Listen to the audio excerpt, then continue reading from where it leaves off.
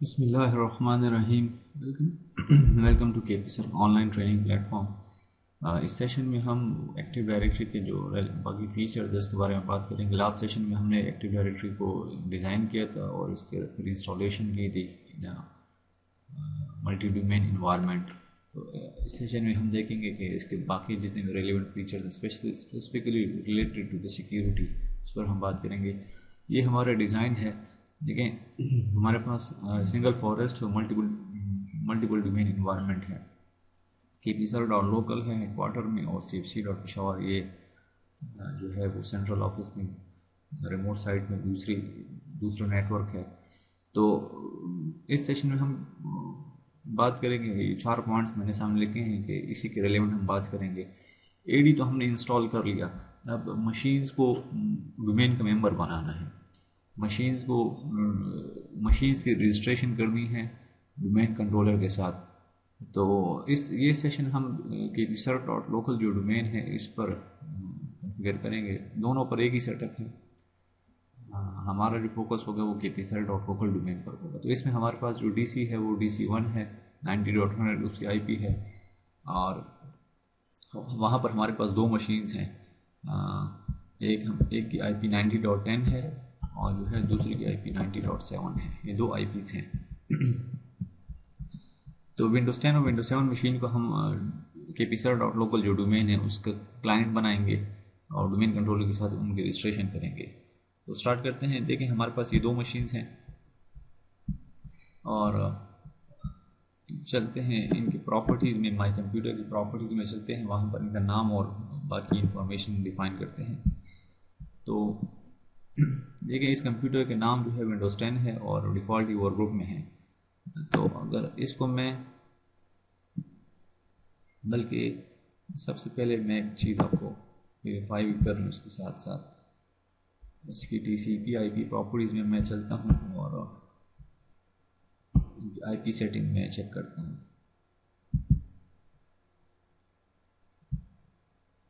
अच्छा, फिलहाल जो यहाँ पर DNS इंफॉर्मेशन अवेलेबल है मैं इसको क्लियर करता हूँ।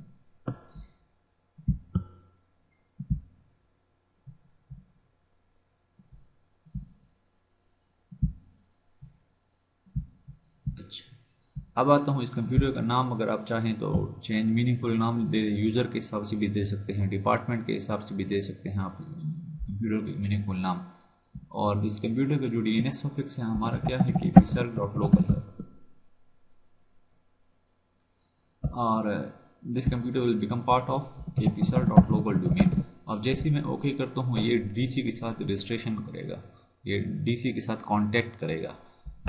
तो देखें, जैसे मैं ओके प्रेस करता हूँ तो अब ये एरर मुझे ये सबसे कॉमन एरर है जब भी आप AD पर काम करते हैं।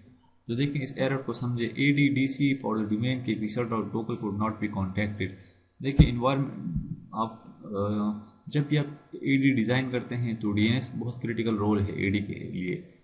तो DNS के काम नेम रेजोल्यूशन सर्वर है, वो नेम टू IP रेजोल्यूशन भी करता है, लेकिन इस सिनेरियो में DNS जो है वो जो है काम ज़रा उसका डिफरेंट है। हमारे इस सिनेरियो में देखिए, हमारे पास क्लाइंट मशीन है विंडोज़ 10 और विंडोज़ 7। अब ये डोमेन के साथ रजिस्ट्रेशन चाहती हैं, डोमेन के अंदर एंटर होना चाहती है, और DC के साथ these machine must be registered.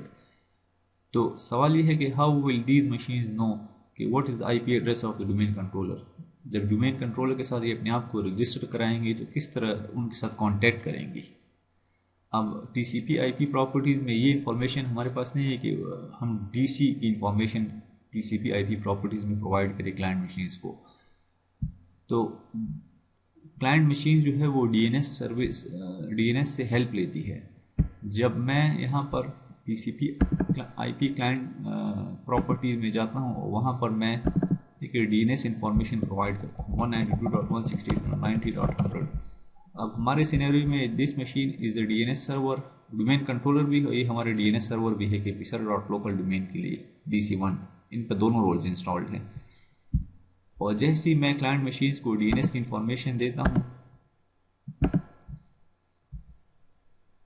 And then वो प्रोसेस दोबारा रिवाइज करता हूँ, तो जैसे ही मैं ओके प्रेस करता हूँ तो डीसी के साथ क्लाइंट मशीन्स का कांटेक्ट हो गया और अब वो रजिस्ट्रेशन क्रेडेंशियल्स मांग रहा है। तो देखें, जब भी क्लाइंट मशीन्स को आपने रजिस्ट्रेशन करानी है डीसी के साथ, तो क्लाइंट मशीन्स पर डीएनएस की इंफॉर्मेशन प्रोवाइड करे। वो क्यों प्रोवाइड करे? क्योंकि जब क्लाइंट मशीन्स डीएनएस के साथ कम्युनिकेशन करेंगी, अब उनको डीएनएस की इंफॉर्मेशन देंगे, तो ये वो देखें इस पर एडीबी और डीएनएस में इंस्टॉल्ड है। अब इसके डीएनएस डेटाबेस में चेक करता हूँ, डोमेन कंट्रोलर पर जो मशीन है, इसमें एक जोन बना है kpserv.local, जो मेरा फॉरवर्ड लुकअप जोन है, और दूसरा एक ये जोन है _MSDCS, ये एक स्पेशल जोन है। This is called active directory integrated zone. इसके अंदर डोमेन के अंदर जितने भी रिसोर्सेज होते हैं उनके रिकॉर्ड्स होते हैं। अब अगर देखें ना, who is the DC in this domain, तो आपको बताया जाएगा कि वो मशीन जो LDAP सर्विसेज और Kerberos के ऑथेंटिकेशन सर्विसेज प्रोवाइड कर रहे हैं, what is the name or what is the IP address of that machine। तो क्लाइंट्स डीएनएस सर्वर के पास कांटेक्ट करती है डीएनएस सर्वर के साथ। ये एक स्पेशल जोन है ये वाला। इस जोन के अंदर जो डोमेन के अंदर जितने भी रिसोर्स रिकॉर्ड्स हैं, अब वो डीसी रिकॉर्ड है, आपका ग्लोबल कैटलॉग रिकॉर्ड है, आपका प्राइमरी डोमेन कंट्रोलर रिकॉर्ड है, तो ये तमाम रिसोर्स रिकॉर्ड्स इस जोन के अंदर मौजूद होते हैं। तो आपके क्लाइंट मशीन्स डीएनएस के अंदर इस जोन के साथ कनेक्ट होते हैं, और ये zone basically, in other words, ये डीएनएस सर्वर इस जोन से इंफॉर्मेशन क्लाइंट मशीन्स को फॉरवर्ड करता है अपॉन रिक्वेस्ट। और जब क्लाइंट इसके साथ कांटेक्ट करते हैं, क्लाइंट पूछते हैं इससे कि what is the IP address of the domain controller. DNS server client machines को आईपी एड्रेस प्रोवाइड करता है, और जैसे ही उसको आईपी एड्रेस मिल जाती है, क्लाइंट मशीन डोमेन कंट्रोलर के साथ डायरेक्ट कम्युनिकेशन कांटेक्ट करते हैं उस आईपी पर, और जैसी कम्युनिकेशन हो जाती है तो आपको ये स्क्रीन मिल जाती है, means the connection is established, और आपसे पूछा जा रहा है कि हु आर यू। तो डोमेन के अंदर क्लाइंट मशीन्स की रजिस्ट्रेशन ये हर यूज़र नहीं कर सकते, ये डोमेन एडमिन कर सकता है। अब हमारे सिनेरियो में kpserv.local डोमेन है, उसके जो एडमिनिस्ट्रेटर है वो, उसका नाम है kpserv.local, administrator@kpserv.local, उससे पासवर्ड आप प्रोवाइड करें। जैसे आप ये प्रोवाइड करेंगे तो आपको मैसेज मिल जाएगा कि you are welcome to the kpserv.local domain. Now this machine is registered to kpserv.local Windows 10 की मशीन। सिमिलर प्रोसेस आप इसके लिए भी कर सकते हैं। अब स्टेप नंबर 1 में आपको पता चल गया विंडोज 7 पर। स्टेप नंबर 1 में वेरीफाई करें कि आपकी TCP IP प्रॉपर्टीज़ में DNS इंफॉर्मेशन अवेलेबल है कि नहीं है। तो सबसे पहले आप ये वेरीफाई करें। तो यहाँ पर चेक करें DNS इंफॉर्मेशन नहीं है, तो विंडोज 7 मशीन पर जाएं और सबसे पहले स्टेप नंबर 1 में DNS इंफॉर्मेशन प्रोवाइड करें कि जब ये मशीन DC के साथ रजिस्टर होगा तो कौन से DNS के साथ कॉन्टैक्ट करेगा। तो this is the information of the DNS server. अब स्टेप नंबर 2 करें, वो मशीन को माई कंप्यूटर की प्रॉपर्टीज़ में जाएं और वहाँ पर मशीन को रजिस्टर करें। मशीन का नाम आप चेंज कर सकते हैं, उसको DNS सेटिंग प्रोवाइड करें। अब चेंज सेटिंग में जाएं, मशीन का नाम हमारे सिनेरियो में Windows-7 है, और करंटली दिस वो पार्ट ऑफ kpserv वर्कग्रुप का मेंबर है, डोमेन का नहीं है। तो मैं इसके DNS सफिक्स प्रोवाइड करता हूँ kpserv.local, और यहाँ पर डोमेन की इंफॉर्मेशन प्रोवाइड करता हूँ। अब ये क्लाइंट के साथ कांटेक्ट करेगा, डोमेन एडमिनिस्ट्रेटर क्रेडेंशियल्स प्रोवाइड करूँगा to register the machine in the domain, और मुझे मैसेज प्रोवाइड होगा कि वेलकम टू द डोमेन, और मैं मशीन को रिस्टार्ट करूँगा। जब भी आप मशीन को रजिस्टर कराते हैं डोमेन के साथ, तो मशीन जो है वो उसका चूँकि नेचर चेंज हो जाता है, वो अब वर्क ग्रुप से डोमेन में आ जाता है। Centralise management, centralise policy enforcement इस पर अब अवेलेबल है, तो इस वजह से इसका नेचर चेंज हो जाता है। तो इसके लिए you must reboot the machine, आपको मशीन को रिबूट करना होगा। अच्छा, तो अब DC पर चलते हैं, वहाँ पर देखते हैं एक्टिव डायरेक्टरी जो मशीन है उसके डेटाबेस चेक करते हैं। Active directory users and computers में आते हैं।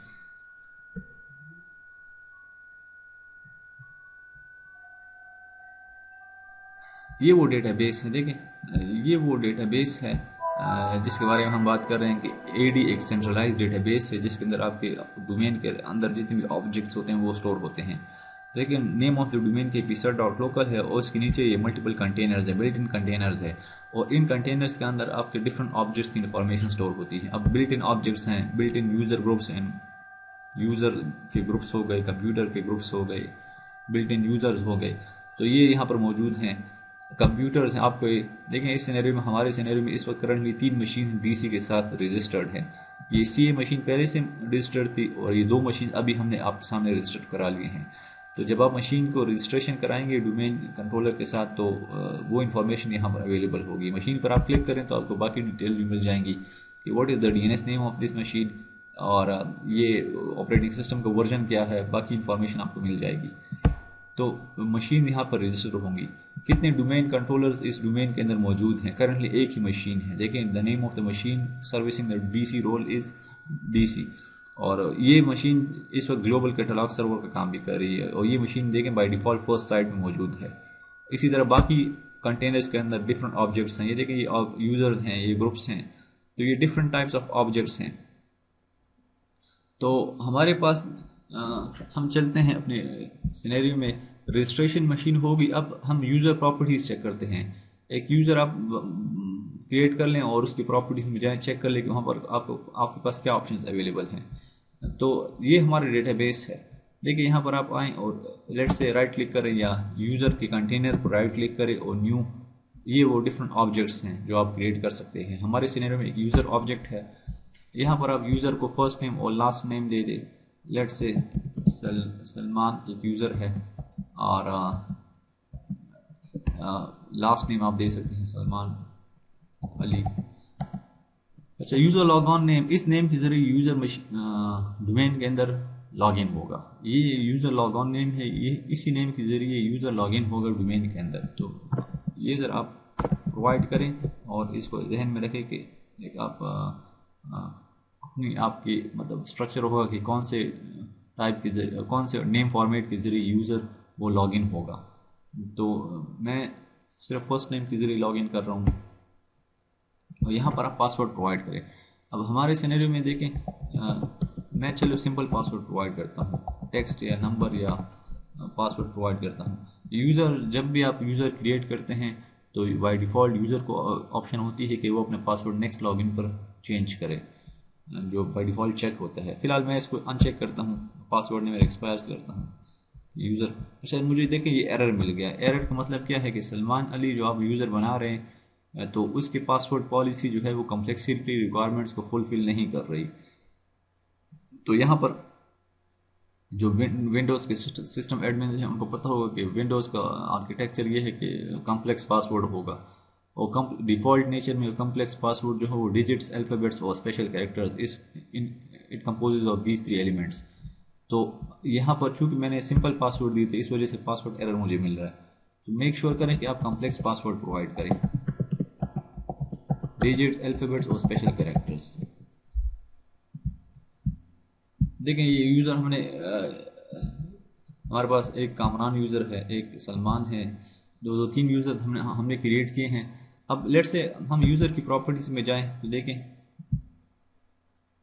लेट से कामरान यूज़र है, उसकी प्रॉपर्टीज़ में जाऊं तो हमारे पास यूज़र का लॉगिन नेम है और user account by default unlock होता है, और ये हम डिफ़ाइन कर सकते हैं यूज़र के रेलिवेंट सेटिंग्स। यूज़र अपने पासवर्ड चेंज कर सकता है या नहीं कर सकता। अब यहाँ पर देखें account expires, by default account will never expire, ये अकाउंट हमेशा रहेगा जब तक ये डोमेन मौजूद है। तो अगर आपके पास ऐसे यूज़र्स हैं जो स्पेसिफिक टाइम के लिए आपके एम्प्लॉयज़ हैं या आपको सर्विस देते हैं, या मोस्ट ऑफ जो कंसल्टेंट्स होते हैं स्पेसिफिक टाइम के लिए आपके ऑर्गेनाइजेशन को सर्विस देते हैं, तो आप फिर यहाँ पर डिफ़ाइन कर सकते हैं कि यूज़र कब एक्सपायर होगा। तो जब आप टाइम डिफ़ाइन करेंगे तो यहाँ से यूज़र का जो एंड डेट है वो ये जून 9 इस वक्त 2020 होगा। तो यहाँ से आप लिमिट कर सकते हैं कि यूज़र इस अकाउंट को कब तक इस्तेमाल कर सकता है। और इसके साथ साथ देखिए लॉग ऑन आवर्स और log on to. Log on hours बहुत इंपॉर्टेंट चीज़ है देखिए बाय डिफ़ॉल्ट यूज़र जो है वो 24/7 वो लॉग इन हो सकता है। लॉग ऑन परमिटेड जो है वो 24/7 है। आप इसको चेंज कर सकते हैं, लॉग ऑन डिनाइड कर ले 24/7, और यहाँ पर आप फिर बेसिकली डिफाइन कर सकते हैं कि लेट्स से 9 to 70 80 90 9 to, हाँ देखिए Monday through Friday and 9 to 6 AM इसको आप परमिट करें। तो आप डिफाइन कर सकते हैं कि जितने यूज़र्स आपने क्रिएट करने, आपके रेगुलर यूज़र्स, रेगुलर एम्प्लॉयज़ जो हैं, आप उनके लिए लॉग ऑन आवर्स डिफाइन कर सकते हैं। अगर आपके पास लेट से 3 शिफ्ट्स का स्केजुअल है, यूज़र 3 शिफ्ट्स में काम कर रहे हैं आपके एम्प्लॉयज़, तो हर एम्प्लॉय के लिए आप अकाउंट बनाएं और हर अकाउंट के रिलेवेंट आप टाइम डिफाइन करें कि ये एम्प्लॉय इस अकाउंट से कौन से टाइम में लॉगिन हो सकता है। तो आप ये डिफ़ाइन कर सकते हैं। हाँ, इसमें एक पॉइंट इंपॉर्टेंट है कि जब भी आप टाइम डिफ़ाइन करें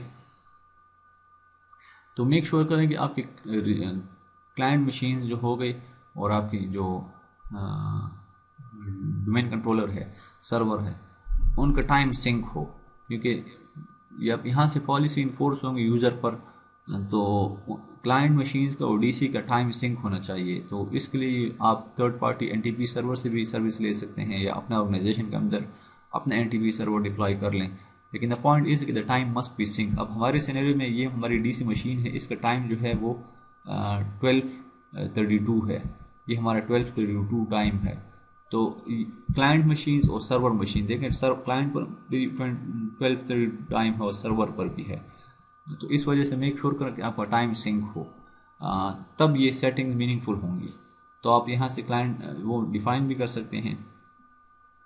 मैं फ़िलहाल चले परमिट करते हैं लॉग ऑन आवर्स, हमारे पास ये टाइम है।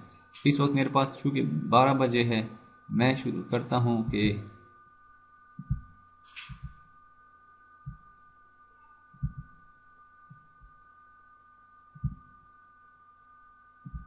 और ये पहले 4 घंटे मैं इसको डिनाई करता हूँ। तो क्लाइंट 2 बजे से 2 to क्लाइंट जो है वो 2 बजे सॉरी वो क्या है 2 से 6 में लॉगिन हो सकता है। चलो मैं इस क्लाइंट को लॉगिन करता हूँ, अप्लाई करता हूँ। कामरान जो है ये क्लाइंट है और विंडोज 10 मशीन है मेरे पास। इस मशीन पर मैं लॉगिन होता हूँ as a user, Kamran normal जो डोमेन यूज़र है। एक पॉइंट जहन में रखिए, डोमेन यूज़र हमेशा डोमेन क्लाइंट के ज़रिए लॉगिन होगा। अब डोमेन यूज़र आपके डेटाबेस में कामरान मैंने क्रिएट किया है, अब वो जो है वो हर मशीन से लॉगिन नहीं होगा, स्टैंड अलोन मशीन से लॉगिन नहीं होगा। वो मशीन जिसके जो डोमेन के साथ रजिस्टर्ड है उसी मशीन से डोमेन यूज़र्स लॉगिन होंगे। तो लेट्स से मैं कामरान और साइन इन टू, देखिए डोमेन पहले से मौजूद है, वरना तो आप डोमेन का नाम भी लिख सकते हैं apserve.local और कामरान की क्रेडेंशियल्स में प्रोवाइड करूँ। तो देखिए मुझे बता रहा है कि यू हैव टाइम रिस्ट्रिक्शंस, क्योंकि मैंने 2 बजे के बाद लिमिट लगाई है, तो इस वजह से कामरान यूज़र इस वक्त लॉगिन नहीं हो सकता। करंटली जो टाइम है वो 12:34 है। तो यहाँ से आप टाइम डिफाइन कर सकते हैं। चले हम टाइम रिस्ट्रिक्शन हटाते हैं और बाय डिफ़ॉल्ट जो है वो एनी टाइम में लॉगिन हो सकता है। लेकिन मैं लिमिट करता हूँ कि जो है कामरान जो है वो कौन सी मशीन से लॉगिन हो सकता है। By default domain user domain के तमाम कंप्यूटर से लॉगिन हो सकते हैं, लेकिन आप डिफाइन लिमिट यहाँ से लगा सकते हैं कि कामरान जो है वो फिर सिर्फ विंडोज़ 7 से लॉगिन हो सकता है। आप यहाँ पर लिमिट चेक करें। अब आपके पास ये फीचर बहुत क्रिटिकल है। अगर आपके पास ऑर्गेनाइजेशन में सर्वर्स हैं और क्रिटिकल सर्वर्स हैं और वो विंडोज़ के इन्वायरमेंट में काम कर रहे हैं, तो वहाँ पर आप ये डिफ़ाइन कर सकते हैं कि उन सर्वर्स पर कौन लॉगिन हो सकता है, कौन से यूज़र्स लॉगिन हो सकते हैं या कौन से यूज़र्स उन सर्वर पर लॉगिन हो सकते हैं। तो आप जो हायर लेवल स्टाफ है वो यूज़र की प्रॉपर्टीज़ में जाएंगे और उनको सिर्फ उन सर्वर्स पर परमिशन देंगे। बाकी यूज़र जो है वो उन सर्वर्स को एक्सेस नहीं कर सकेंगे। बेशक बहुत रेस्ट ऑफ द यूज़र जो है वो डोमेन के पार्ट होंगे, लेकिन यहाँ से वो आप चूँकि आपने रिस्ट्रिक्शन लगाई है उन मशीन्स पर, तो हर यूज़र हर मशीन पर लॉगिन नहीं हो सकता। तो लेट से अब चेक करते हैं, ये सेटिंग अप्लाई कर लें और विंडोज़ 10 पर चलते हैं और वहाँ पर दोबारा कामरान को लॉगिन करते हैं, लेकिन विंडोज़ 10 मशीन पर।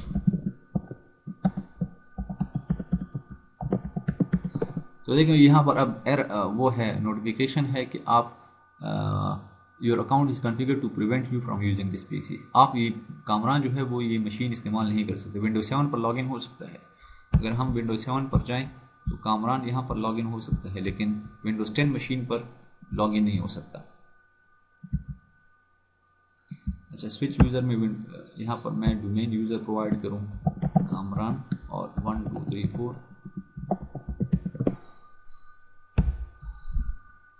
तो अब यूज़र पर मैं देखिए उसका डेस्कटॉप, जब आप यूज़र को डोमेन यूज़र को फर्स्ट टाइम डोमेन मशीन पर लॉगिन करते हैं तो उसका प्रोफाइल बनता है, लोकल प्रोफाइल बनता है, तो टेक्स टाइम। नेक्स्ट टाइम जब आप लॉगिन करेंगे तो वो प्रोफाइल बन चुका होगा, तो it will take much faster login करेगा। तो हमारे सिनेरियो में बेसिकली हमने डोमेन मशीन्स को रजिस्टर भी किया, यूज़र क्रिएट भी किया, यूज़र की प्रॉपर्टीज़ में भी गए। अब ये ग्रुप पॉलिसीज़ एक फ़ीचर है, बहुत पावरफुल फीचर है, इस पर बात करते हैं थोड़ा। जब भी आप एडी इंस्टॉल करते हैं तो जिस मशीन पर आप एडी इंस्टॉल करते हैं उस पर मैंने आपको पिछली क्लास में बताया था कि एडी के ज़रिए हम यूज़र्स क्रिएट करते हैं, ऑब्जेक्ट्स क्रिएट करते हैं, ऑब्जेक्ट स्टोरेज भी यहाँ पर होती है। फिर ऑब्जेक्ट पर हम पॉलिसीज़ डिफाइन करते हैं कि what will be the nature of those objects, उसका बिहेवियर कैसा होगा। तो एडी मशीन पर हम पॉलिसीज़ क्रिएट करते हैं, दो are group policies. Group basically grouping of policies है, और वो पॉलिसीज़ हम दो एंटिटीज़ पर अप्लाई करते हैं, या वो यूज़र पर अप्लाई होगी या वो कंप्यूटर पर अप्लाई होगी, या वो दोनों पर अप्लाई हो सकती हैं, लेकिन यूज़र और कंप्यूटर पर वो पॉलिसीज़ सब्जेक्ट होंगी। तो जब ये फीचर, जब आप एडी इंस्टॉल करते हैं तो ग्रुप पॉलिसी के फीचर खुद ब खुद इंस्टॉल होता है। तो यहाँ पर अगर आप टूल्स में और ग्रुप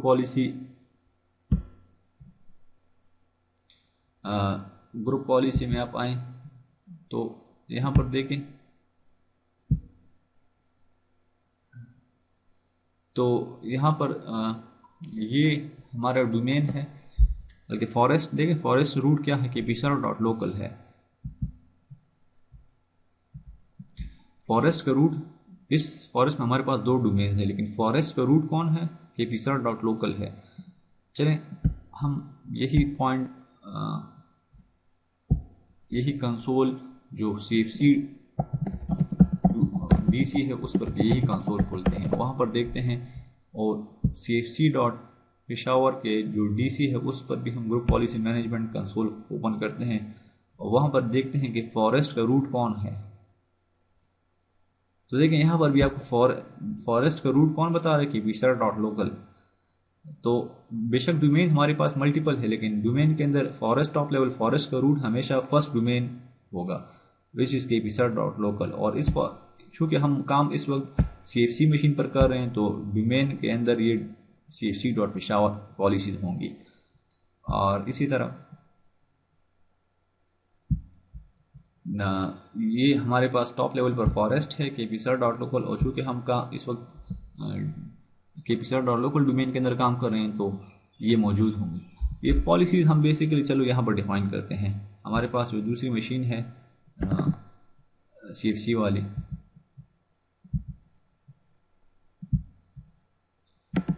पहले मैं डिलीट करूँ। देखें जब भी आप ग्रुप पॉलिसी मैनेजमेंट खोलते हैं तो आपके पास टॉप लेवल पर डोमेन फॉरेस्ट है, फिर फॉरेस्ट नीचे जितनी डोमेन है, हमारे इस सिनेरियो में हमारा डोमेन CFC.Peshawar है। जब भी आप एडी इंस्टॉल करते हैं दो policies, group policy by default create होती हैं। पहले का नाम डिफ़ॉल्ट डोमेन पॉलिसी है और दूसरी ग्रुप पॉलिसी का नाम डिफ़ॉल्ट डोमेन कंट्रोलर पॉलिसी है। I think yes, default domain controller policy है।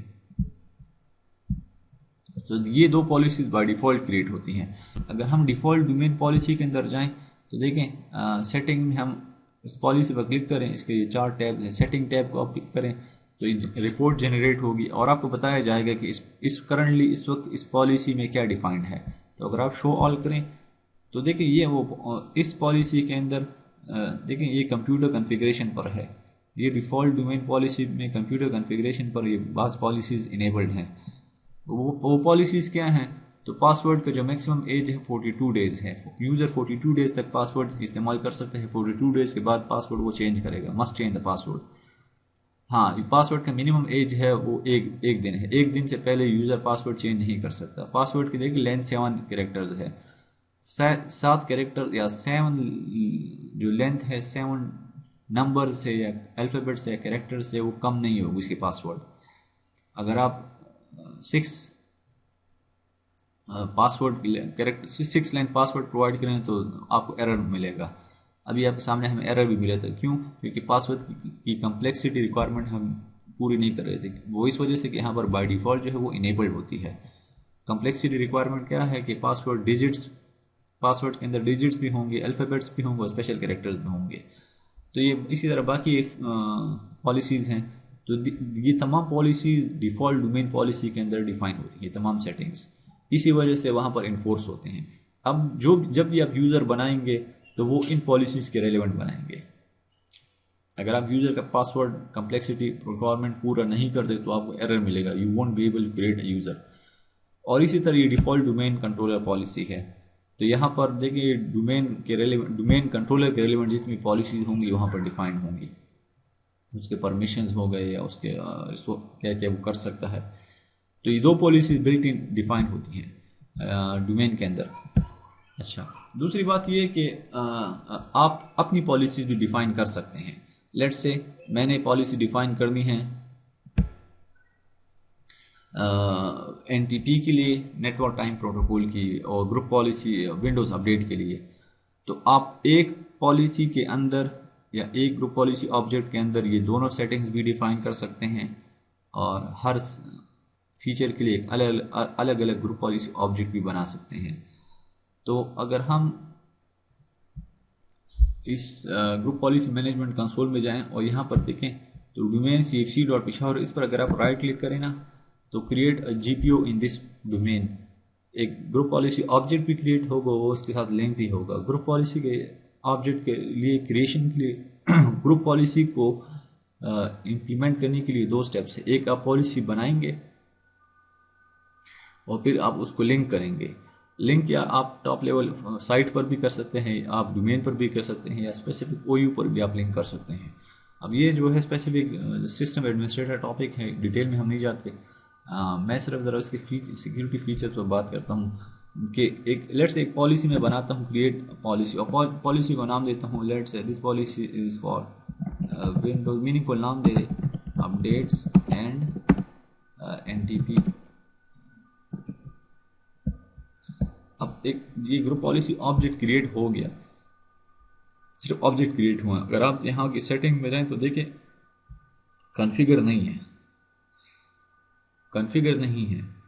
तो आपने सिर्फ क्रिएशन भी करनी है और इसके साथ साथ फिर आपने उस पॉलिसी को कॉन्फ़िगर भी करना है। तो अगर आप इसके राइट क्लिक पर आए, इसको एडिट करें तो आपको एक दूसरा कंसोल खुल जाएगा, ग्रुप पॉलिसी मैनेजमेंट एडिटर।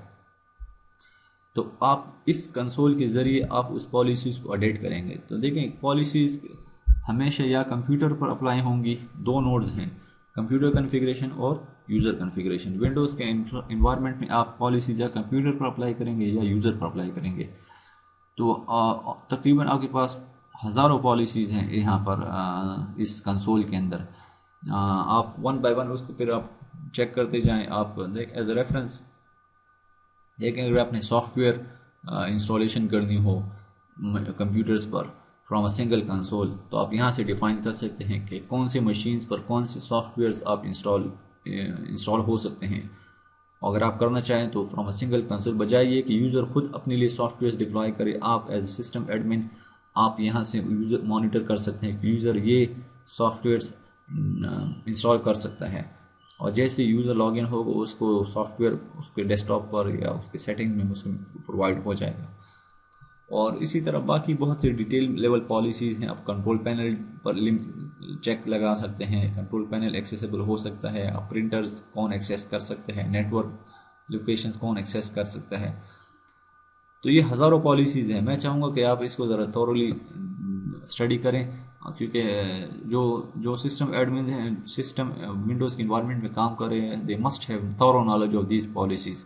और इसके ज़रिए आप अपने इन्वायरमेंट को माइनर लेवल तक मैनेज कर सकते हैं। बहुत स्ट्रॉन्ग फीचर्स है इसके अंदर कि आप यूज़र पर या यूज़र जिस मशीन्स पर बैठते हैं उन मशीन्स पर आप पॉलिसीज इन्फोर्स कर सकते हैं और उनका बिहेवियर आप अंडर ऑब्जर्वेशन रख सकते हैं।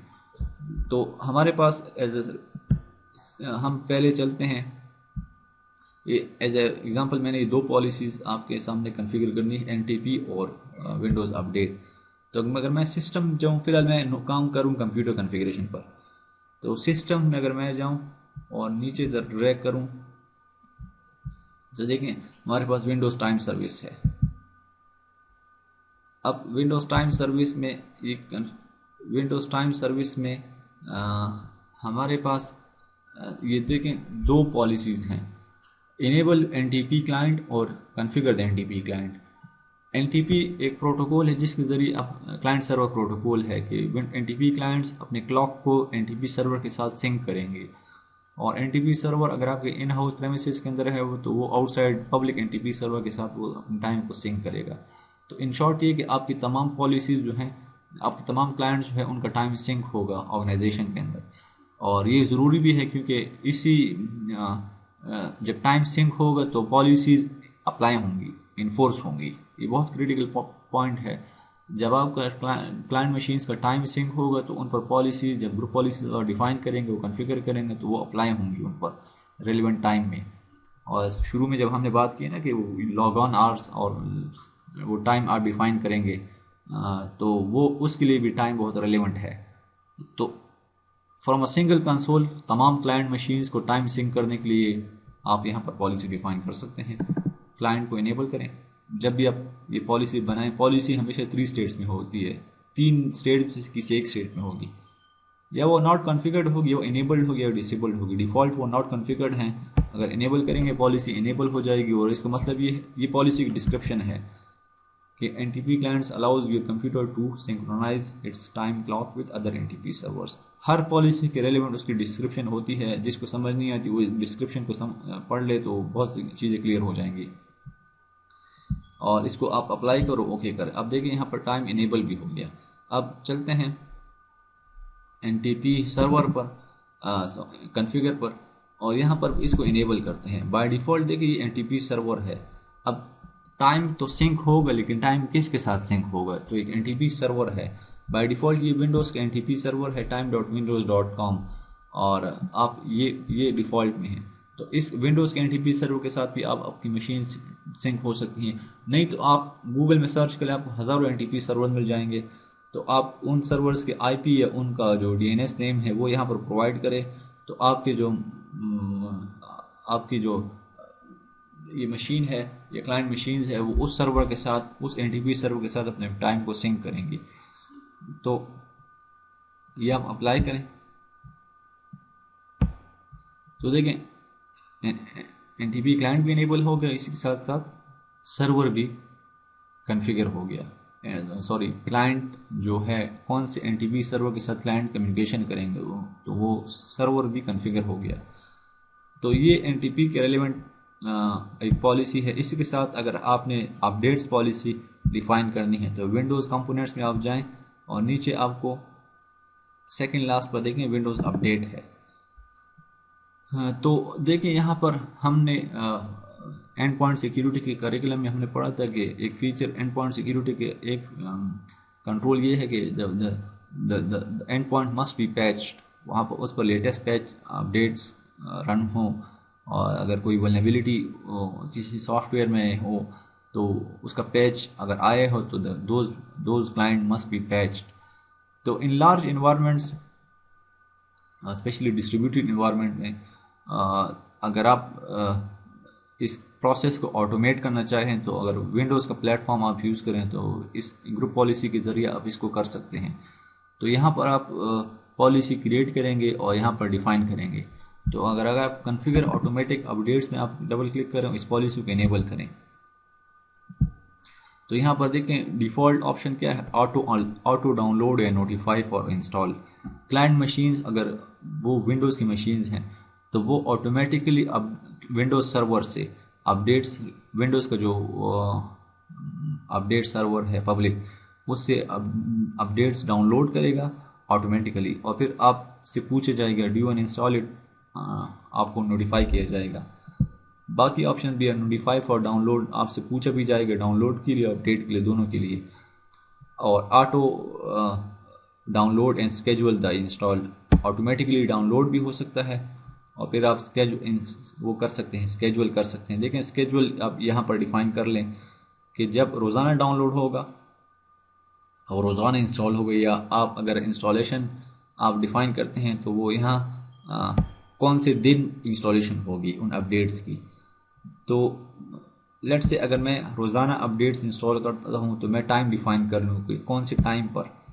अब 9 to 5 या 9 to 6 ऑफिस टाइमिंग्स होती है, 9 to 6, तो मैं 6 o'clock के बाद जो भी आएगा, 6 o'clock के बाद ये मशीन्स जो हैं ऑटोमेटिकली इन पर अपडेट रन होगा, डाउनलोड होंगे और इन पर अपडेट रन होगा। तो यहाँ से मैं ये पॉलिसी मैंने इनेबल कर दी है और डिफ़ाइन कर दी है। अब इस ग्रुप पॉलिसी, इसको मैं ज़रा क्लोज करूँ। अब ये जो ग्रुप पॉलिसी ऑब्जेक्ट है विंडोज़ अपडेट एंड एनटीपी, इसके अंदर मैंने दो सेटिंग डिफ़ाइन की है, एक अपडेट्स के लिए, एक एनटीपी के लिए। अगर मैं इसको ज़रा रिफ्रेश करूँ,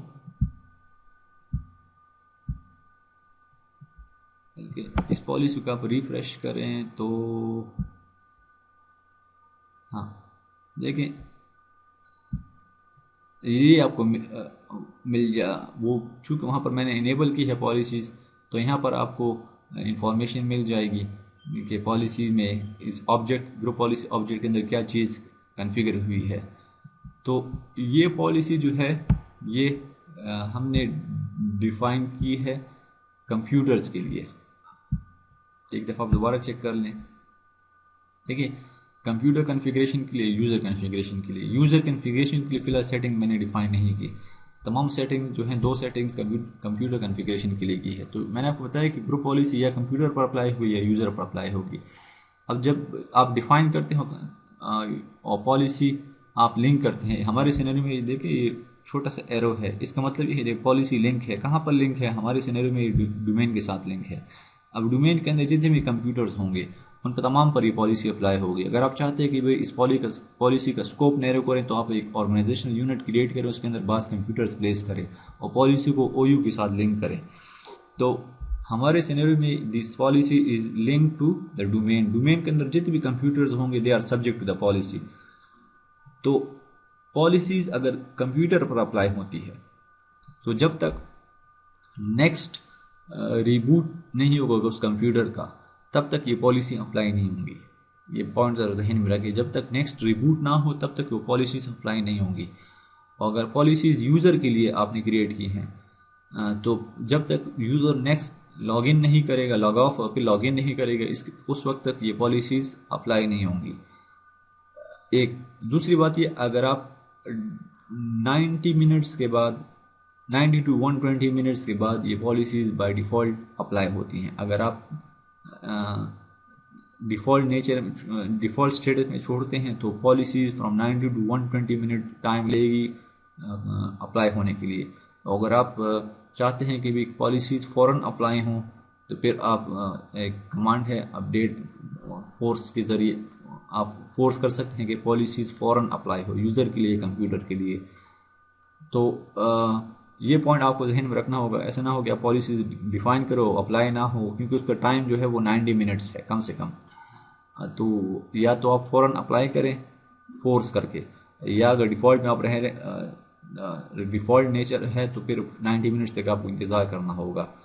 तो ग्रुप पॉलिसी एक फ़ीचर है जिसके ज़रिए आप अपने ऑर्गेनाइजेशन पर के ऑब्जेक्ट्स पर पॉलिसीज़ इन्फोर्स कर सकते हैं और बहुत माइनर लेवल तक पॉलिसीज़ आप लगा सकते हैं। कौन से सॉफ्टवेयर्स इंस्टॉल करने हैं यूज़र्स के लिए, या यूज़र्स को कौन से सॉफ्टवेयर्स प्रोवाइड करने हैं, मशीन्स पर कौन से सॉफ्टवेयर इंस्टॉल करने हैं।